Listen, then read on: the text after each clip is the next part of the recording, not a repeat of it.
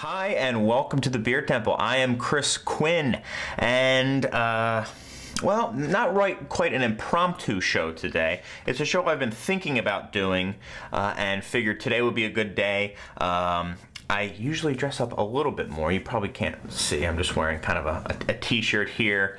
I'm a little scrubby. I'm getting ready for a chili cook-off that I'm going to. I've been cooking chili all day long.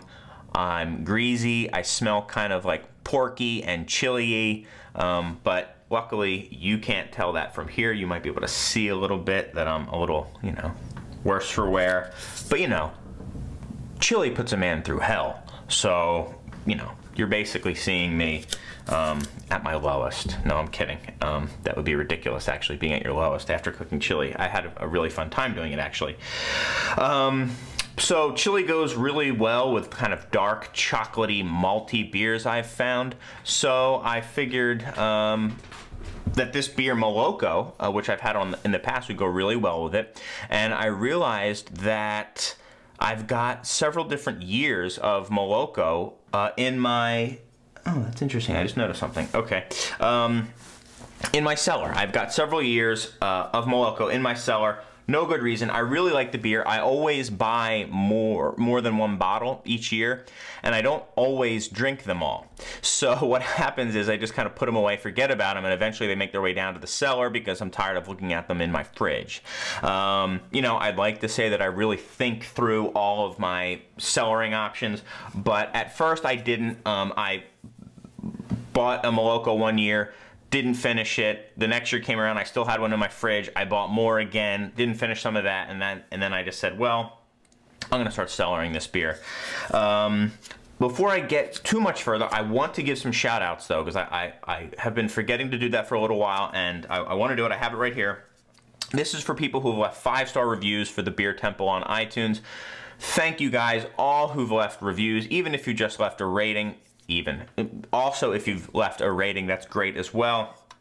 So this is Armor 1013, 2NYC 318, Gons 3220. A lot of names and numbers here today, and Peter Raffo. More my style, just put your name out there. All guys or gals left really nice reviews for us. Thanks so much. I really appreciate it. It's wonderful to kind of log on and see that sort of stuff. So thanks guys, very much appreciate it. I'll set that over there. So what I decided to do was do a vertical tasting of this Moloko Milk Stout. And what a vertical is, for those of you who may not know, that you can do it with wine or whiskey or really anything, is you take the same product and you drink it in consecutive years, or at least in different years. It doesn't need to be necessarily an uninterrupted vertical, but you just see how this beer progresses over time. There are some pretty famous beers that are known for aging very well. Most of them are Barleywines. Or Anchor Christmas is another one that's very well known for aging well. But the Thomas Hardys and the J.W. Lees, those English style barley wines, the Bigfoot from Sierra Nevada, all are very age worthy, and people just do decades long verticals of those beers at some time. I can't really do that one of the reasons being I don't have any decades long verticals of any beer, but I do have 4 here. And this is Moloko Milk Stout. Now I will say, you might not want to try this at home. This isn't really a beer that you should necessarily age. But I just said, what the heck? When I realized I had some, I said, I'm going to throw a vertical together, and at some time, I'm just going to open them up and see how this beer ages. I have no idea. I've never really had any aged Moloko Milk Stout before. A little bit about the beer. Have had this beer on in the past on the show. I do really like this beer. Really nice, rich, chocolatey, roasty flavors here. And I think it's a great beer. So I'll go through it. I want to talk a little bit about aging, not too much, and then kind of get into the beers. So why do you age beers, and what beers do you want to age? Okay, so a lot of times you age beers because they change flavor over time. That's why you do it. There is no other reason why you age a wine or a beer or anything else other than the fact that something changes The time that it spends sitting in the bottle changes the product. A lot of times with wine, it kind of softens over time. That's the same as in beer. And what's happening is, well, there's a couple things happening, but the primary thing is it's oxidizing. There's oxygen slowly getting in there and affecting the product. What you want to look for, what happens in beer, and also I guess in wine, is there's also yeast in there. So you definitely want to be doing this with a bottle conditioned beer, or at least an unfiltered beer. A beer that still has yeast in it, an unpasteurized beer. Because the yeast will continue to not necessarily ferment the beer and continue to add alcohol, but it will condition the beer. It may take some byproducts out of the beer and kind of clean them up, or at least change them or add flavors to it. The oxygen, on the other hand, can also add some really kind of honeyed qualities to it. The flavors in general just will kind of mellow over time. I found that beers that have kind of hard, angular tastes to them, or very differentiated tastes, kind of mesh and just kind of have one really interesting flavor. You know, let's say that you have a beer that's got a lot of, you know, chocolate and a lot of, I don't know, let's pick something else out, cherry, and it tastes very distinct. You know, it might just be some sort of chocolatey or something at the end. They just kind of meld and become its own thing with components of each, but kind of a more seamless integration over time. Also, it doesn't always work out. Sometimes you're just going to get something that really isn't developing the way you want it to be. It's just kind of becoming muted, or it's changing in a way you don't like. A lot of times, you know, you could get maybe like a musty, dusty, or moldy character from it, which, unless you're dealing with some of these Belgian-style lambics, you really don't want, I would think, or a sour anyway. You can also get, you know, the kind of the cardboardy oxidation, which you don't want. You want that really nice kind of rich honeyed flavor.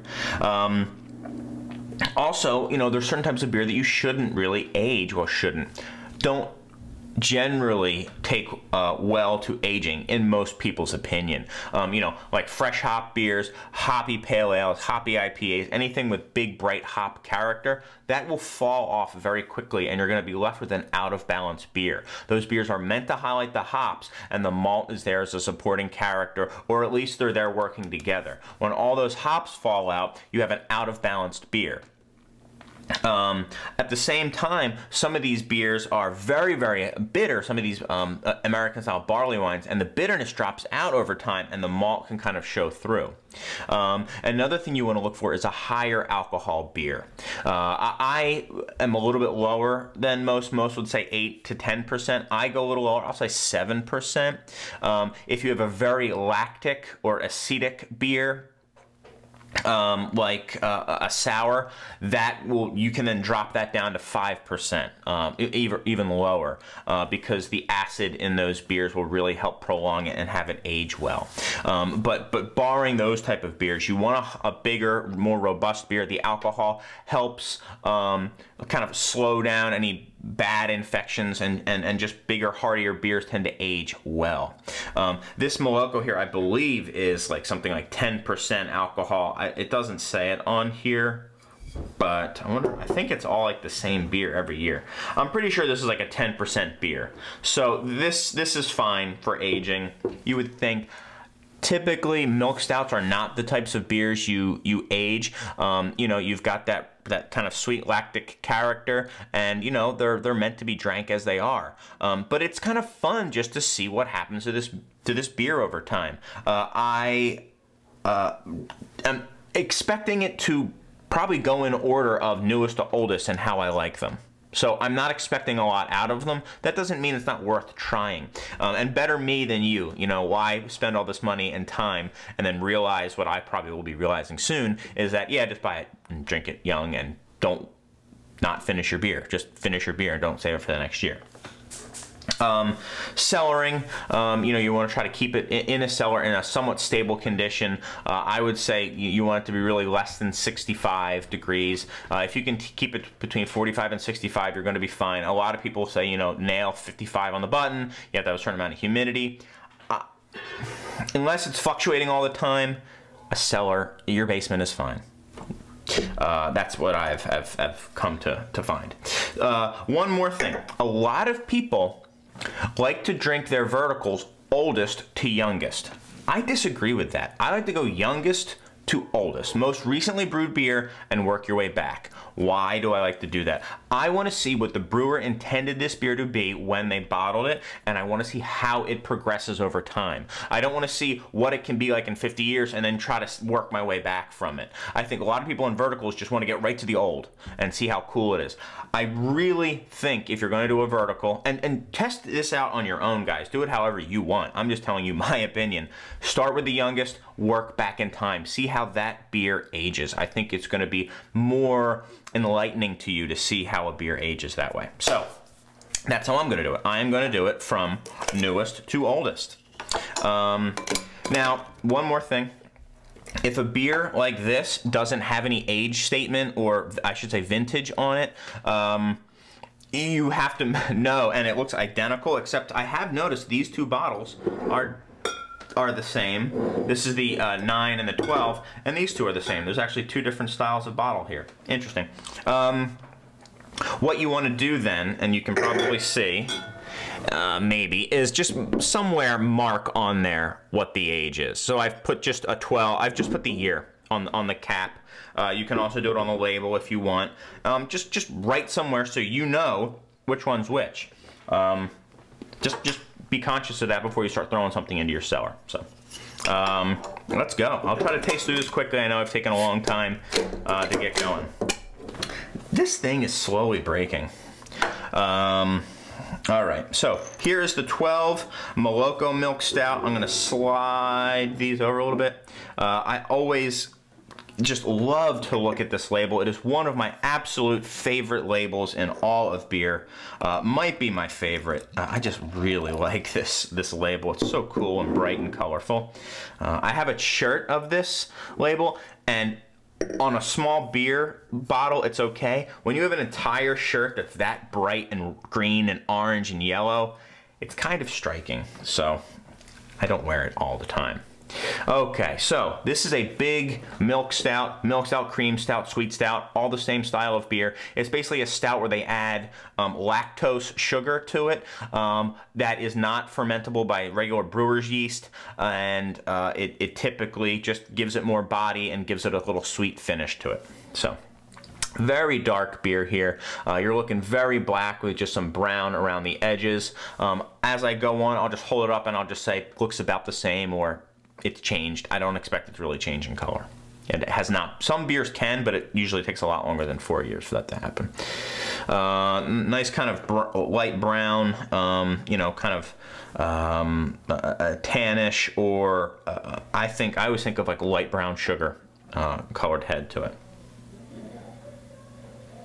All right, so really kind of like a dark chocolate cake smell to it. Definitely some roastiness too. No real fruit or hops to be spoken of. This is really all about just the dark roast in this beer.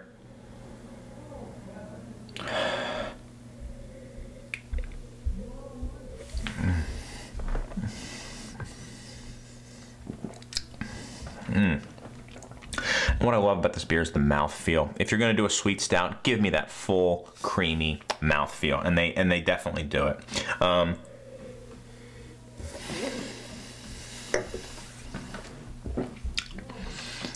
Nice chocolatey character.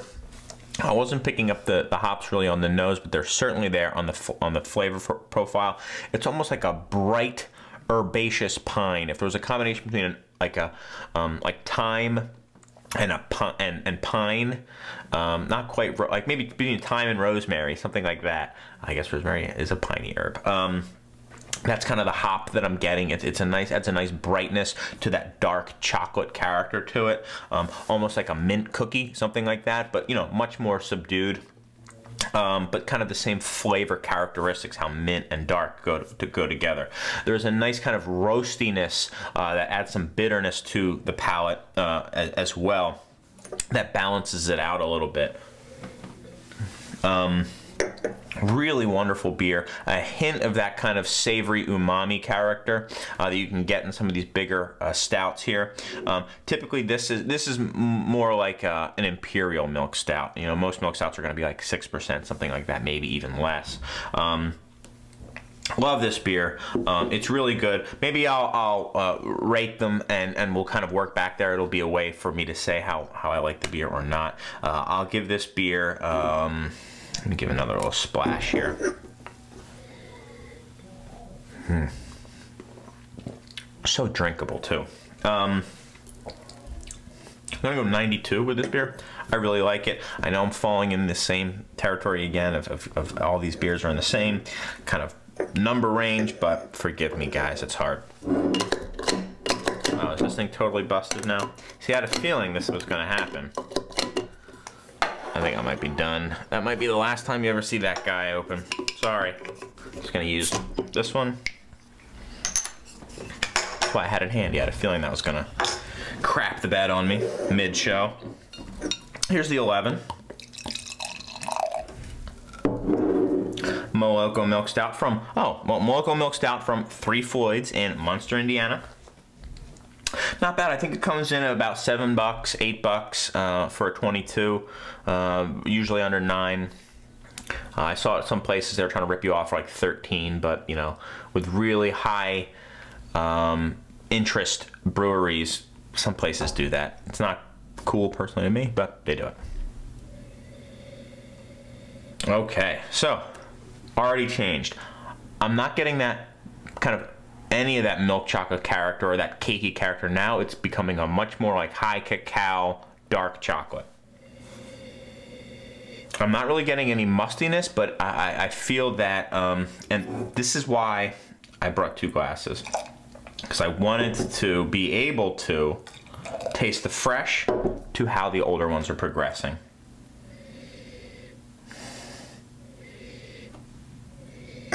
Yeah, it's just a little bit of like a dusty dark chocolate. I like it. A little bit of a woodiness as well.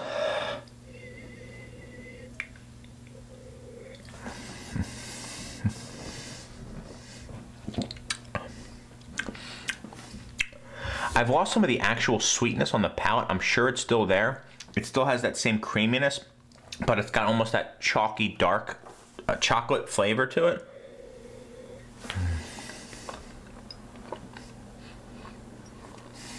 It tastes really good still. I'm a little bit surprised. None of that hoppy pine.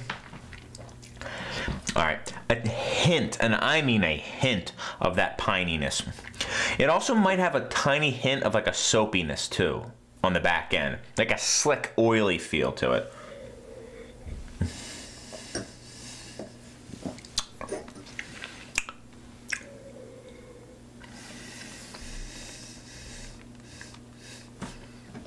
Some of that umami savoriness is also coming through a little bit. Man, it's good. It's still really good. I'm gonna go, I gave this 93, I'm gonna go 92. It's still really good. It's still better than most milk stouts here after a year. And that's what you want. Has it gotten better? No, it's different. It's different though. So just because it's one's a 93 and one's a 92 doesn't mean that they're the same beer, one's just worse. They're different, and I prefer the younger, if that makes sense. That does not mean that I am not glad I would age this and I wouldn't age it in the future. Because sometimes you don't want what a young Moloko. This has kind of transformed. So now we're getting into 2 years now. Let's see. Here we're going to start seeing more and more of this aging character come into play here. Good thing I'm going to do a chili cook-off because I have 4 bombers now of 10% milk stout. Hopefully they're all drinkable. Okay, still carbonated, which is good. You know, the color, I don't think I held up the last one. It's identical. Carbonation level looks great. The head looks fine. I really noticed hardly any, I noticed no difference in the appearance, you know, without really kind of studying them. Nah.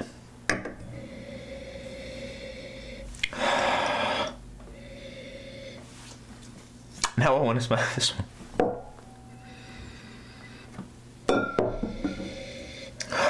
See, now I almost am starting to get some fruit coming in. I don't know if it's my nose playing tricks on me. I'm getting an even, well, the first thing I noticed was even chalkier, darker chocolate. Dark chocolate. You're moving up into the cacao level. You're into really kind of the bitter chocolates, the baking chocolates. And I'm getting a hint of like a black cherry in it now.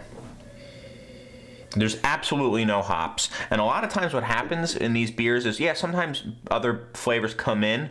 Other times those flavors have always kind of been on very low levels, but other things have been in front of it or above it or out weighing them. And as those flavors start to drop off, you start to taste these other flavors, these tertiary flavors in here. Maybe that's what's happening here.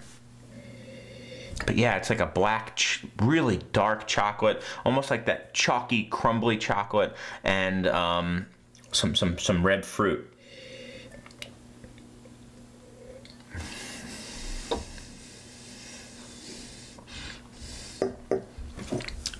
That mouthfeel is still there, which is great because I love the mouthfeel in this beer. It's starting to show some age now. I'm getting signs of like a dusty oxidation. It's starting to get a kind of honeyed biscuit quality to it. I am getting some of that fruit and that lovely dark chocolate.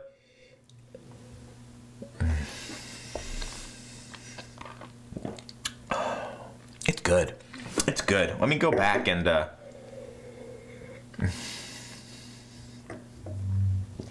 so it's thinned out a little bit, but it's still really nice and full. It's definitely thinned out some, but it's got a lovely kind of viscosity to it and a slick character. Boy,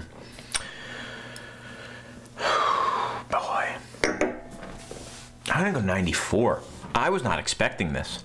I thought it was going to be something like 93, 90, 87, 85. That's what I expect. But this is why you do this stuff. Nobody, but aging beer, cellaring beer, especially these American style craft beers, is so new. It's just an experimentation for everybody. There are very few people who can really say that they've mastered. Nobody has. No, I'm just going to say. Nobody's mastered cellaring beers. You know, sometimes you open them up and you got a bad bottle, and that's just what it is. I'm really, really happy with how this beer is coming on 2 years. This is not typically a style that you figure you want to age, but this is why you do it. I mean, just to see what happens. You know, people say, no, you don't age that beer. Well, have you ever aged it? Well, no, because you're not supposed to. Well, then how do you know? That's kind of how I think of it. All right, I'm going on and on. Last one, the 09. Didn't want to come off. Bottle's a little bit dustier. The label is, from what I can tell, identical. And we're now drinking the, you know, 4 vintages ago.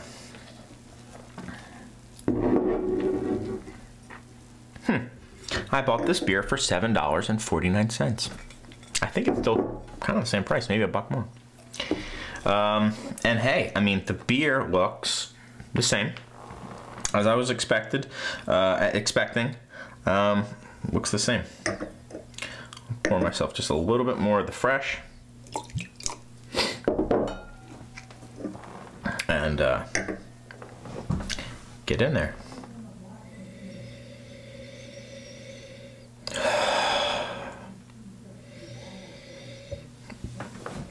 Still going strong. This beer's fine. This beer could age another 4 years. I have no doubt. I'm not getting any of the negative oxidation from this beer. I'm getting a little bit more of the fruit. I'm getting less of that kind of hop character.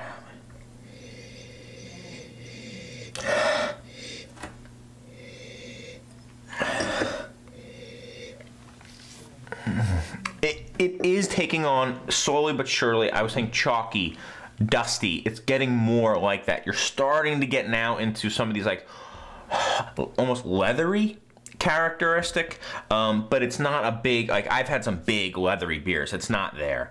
It's still about that dark chocolate. I think, you know, kind of the milky sweetness of the beer is falling off the aroma, and it's really becoming about these roasted dark chocolates, and some of this fruit is coming through as well. I'm definitely getting a dark black cherry character here as well, and a little bit of like leather, but like worn leather. It smells really good.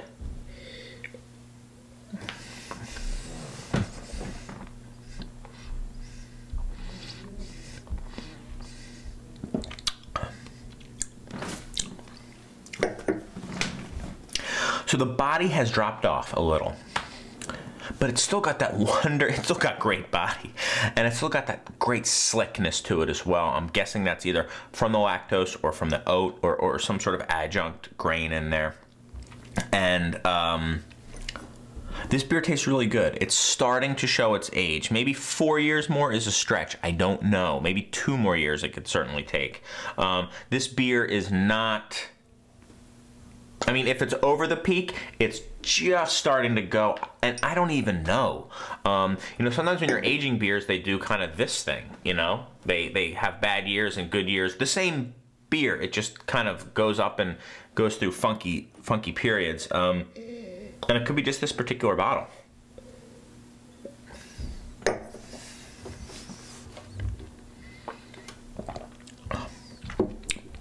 If you serve me this beer at a bar, I would say, wow, this is a really good beer. I'm gonna go 93 with it. I mean, they're all really right in there, and it comes down to personal preference. I would not say anybody was crazy for completely disagreeing with my order. They were all good. They were all just a little different. And to me, this was, you can tell how much fun I'm having. I love doing this stuff. I had no idea what to expect. I didn't expect this. I didn't expect them all to kind of be good in different ways and to all kind of maintain the integrity of the original beer while taking on slightly different characteristics to it. But that's exactly what happened here. And that's about it, guys. I mean, I hope you enjoyed this. It's not really something that you guys can kind of drink along with me, but try it at home. You know, buy some, if there's a seasonal or a beer that you really like that you think may age well, or play it safe. Buy a Russian Imperial Stout that you know will age well, and just forget about it. Throw it in the corner of your closet. You know, you don't need to do anything crazy special with it. And see what happens, you know. Wait 1 year. You don't need to wait 4 years. Or buy 4 bottles of something and drink one every year, you know. Let me know what you think of this, guys. I've never really done something like this before. If you find this informative, I can talk more about cellaring. I can talk more about the aging process in beers. I kind of thought it might be something new that I hadn't discussed too much in detail, so I wanted to kind of give it a shot. But I want to hear back from you guys. So send me, either put a comment on craftbeertemple.com or on the Facebook page, or email me directly. My email is on the site, info@craftbeertemple.com. There you go. Or leave a rating or review on iTunes. Just let me know what you guys want to see more of. You know, I kind of aim to please there. I'm pretty amiable about what, amiable about what I can do. And, except, you know, I mean, I guess I could do more Bud Light shows and stuff like that. I wouldn't really want to, but I would. But that's about it, guys. I have got 4 years of great beer to drink here, and I thank you for sitting here while I tried them out. So I've got to go because I've got some chili to cook and some great beers to drink, and I hope that you do too.